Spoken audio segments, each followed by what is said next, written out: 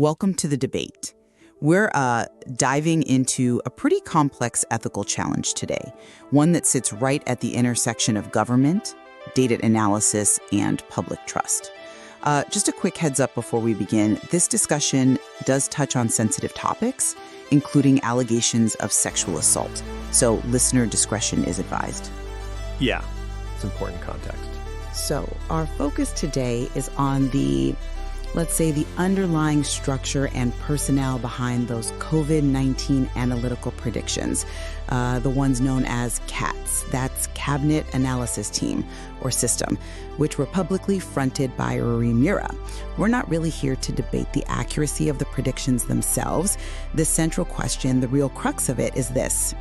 Does the obscured identity and the documented arrest history of the lead big data analyst involved fundamentally compromise the ethical integrity and, frankly, the public trust in this critical data analysis, especially when it's being fed directly to, high-level government figures? That's exactly the core tension, isn't it? This isn't just about technical capability. It's about the credibility and the transparency of the information pipeline that was, and potentially still is, shaping national policy, particularly when that pipeline, as you said, runs straight into the cabinet. Right. And my position here is that the technical expertise, which is pretty clearly demonstrated by this analyst, Hirofumi Abe, combined with the official decision of non-prosecution following his 2019 arrest, well, it means the public focus should really remain on the utility and the methodological soundness of the data he provides for governance. We needed those skills urgently. See, I just don't entirely buy that framing. I'm going to argue that the intentional concealment, and I think it was intentional, of a serious arrest history for someone placed so deep within the government's information backend, well, that constitutes a critical ethical failure. It creates a profound risk, not just to perception, but potentially to the actual neutrality and control of very sensitive public information. Okay, let's start there with the necessity. We were in a crisis situation, right? The source material itself points out a key gap. Just because you are an expert in infectious diseases doesn't mean you can handle big data and AI. It's a different skill set. The CATS group, it was set up to fill exactly that gap. And Hirofumi Abe, who is already known for his work applying complex data analysis to public service, his NHK programs on disaster data and AI were quite well regarded. He possessed exactly the specialized skills needed at that moment. Okay, expertise isn't really the question here, I grant that. But expertise can't just, wave away the need for ethical disclosure, especially when you're consulting at the highest levels of government. Well, let's look at his professional path. He was arrested, yes, June 17th, 2019, but then the Tokyo District Public Prosecutor's Office decided not to indict him. That decision came down on January 6th, 2020. So, legally speaking, the matter was closed via non-prosecution. And right after that, he put his skills to work through his consulting firm, Nebula Corporation. That's corporate number 6010401154413. It's public record. He took on critical roles analyzing data, first for the cabinet starting in 2020, and then later for Keidanren in 2021. Given how the COVID crisis was escalating rapidly in early 2020, you could argue his technical utility to the state simply outweighed a legal issue that ultimately resulted in non-prosecution. I see the timeline, yeah, but I draw a completely different conclusion from it. The issue for me isn't just the past event itself, and let's be clear, it was serious. Grabbing and pushing down a woman on a sidewalk in Tokyo back in February 2019.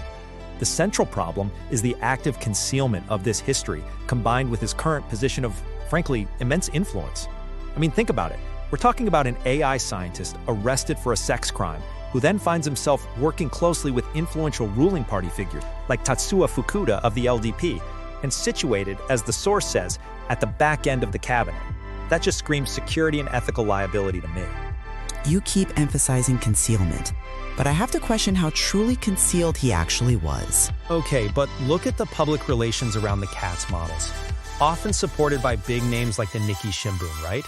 They consistently refer to him only as Abe-san, Mr. Abe. Meanwhile, other collaborators, named in full.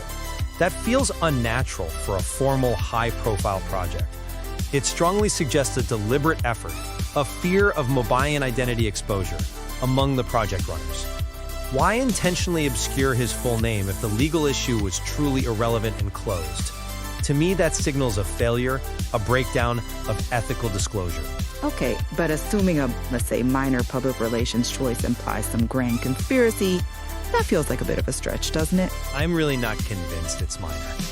Because deliberately obscuring the identity of a powerful data analyst with this specific history, it makes you wonder if the ruling party, or maybe the group's leadership, was trying to cover it up, unlike Ishii?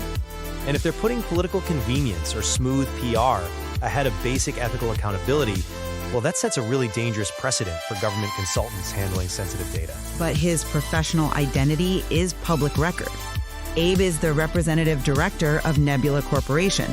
That's easily verifiable through Medi's corporate database, standard stuff. He's also appeared publicly, giving presentations like one in late 2021 on analyzing disaster impact with big data. And what's more, his full name, Hirofumi Abe, does appear on the websites of key political collaborators.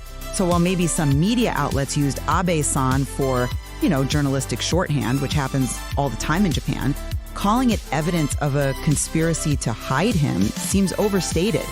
Shouldn't we focus on the actual analysis provided by his corporation rather than reading so much into how his name was presented in some articles? But focusing only on the technical output, while deliberately ignoring the person who is selecting the data, shaping the inputs, controlling the analytical flow, that is precisely the problem. Which brings us to the bigger ethical risk here, the control of information. The source material explicitly warns that this scenario fits the classic example of bad ethics. It even calls it the worst-case scenario. Look, the danger isn't necessarily about predicting future behavior, right? The ethical danger is that an individual with this specific, sensitive history holds what's described as a privileged position. They get to collect, select, and interpret vast amounts of sensitive public data. They potentially control the framing and the selection of the information that lands on policymakers' desks. We spend so much time debating public policy for tracking sex offenders, things like GPS monitoring. This feels like the exact inverse. We're potentially granting privileged data access and control to an individual with that kind of history. That's a powerful point about public trust. I won't deny that. But we also have to consider the practical reality of big data analysis. The process itself, especially when you bring in AI and predictive modeling, it demands incredible methodological rigor. And Abe demonstrated that rigor, didn't he? In his NHK work, applying data to complex national issues like post-disaster reconstruction. The parameters for data selection in these huge predictive models, they're typically driven by technical requirements, by algorithmic needs, not by someone's personal agenda. Plus, this analysis wasn't done in a vacuum. It was used collaboratively with other known figures like Muta and Fukuda, and the models themselves faced intense public scrutiny through that media push he mentioned. So, suggesting he's somehow unilaterally manipulating national policy data based on a non-prosecuted arrest from years prior, it feels speculative.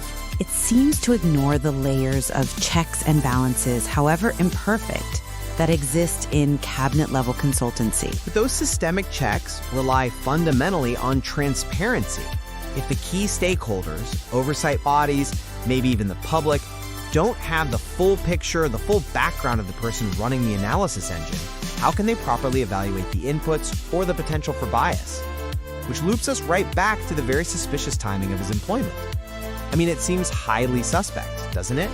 That almost immediately after his non-prosecution in January 2020, he lands this key data analysis role, working for the LDP's Tatsuo Fukuda and advising the cabinet. You'd think his history would trigger, at minimum, extreme caution, possibly even exclusion from roles involving this level of trust and sensitive data access. Yet he was seemingly fast-tracked right in. To me, that strongly suggests political connections might have played a role, perhaps connections that even helped facilitate that Momokeshi you mentioned, bypassing essential ethical vetting. Well, I see the timing differently. Less as political fast-tracking, more as national necessity. Look, after the non-prosecution decision in early Jan 2020, the COVID crisis exploded. There was an immediate, almost desperate need for sophisticated predictive modeling capabilities that, let's be honest, the government probably didn't have in-house. So Abe, with his very specific niche expertise in applying AI and big data to public service and disaster scenarios, he was exactly the kind of resource the government desperately needed at that moment. Setting up a corporate consulting arm, Nebula, was a logical professional step for him to deploy those critical skills during a national emergency. So the timing reflects the crisis demand for that unique expertise, not necessarily some coordinated political maneuver. Okay, but regardless of the demand for skills, when you take an individual who was arrested for a serious offense, put them in a privileged position where they control information flowing directed to the government, and then you make efforts to obscure their full identity from the public, you are clearly prioritizing political utility, or maybe just convenience, over fundamental public trust. That willingness to sacrifice transparency right at the back end of power, that's the most alarming part of this whole CAD structure for me. Public trust is absolutely foundational, I agree. But effective governance, especially during a massive public health crisis, it requires using genuine specialized experts, even if their backgrounds aren't spotless. The legal outcome here, non-prosecution in early 2020, has to be weighed very heavily alongside Abe's demonstrated technical skills, which were undeniably critical during the pandemic. So I still think the primary metric for evaluating his role has to be the utility, the effectiveness of his analysis for informing government decisions. It's undeniable there's a real tension here between what might be seen as political necessity and the demands of ethical transparency. It really leaves us grappling with a difficult question. How much should an individual's non-prosecuted history limit their ability to hold a critical role that influences the state's access to and control over vital public information?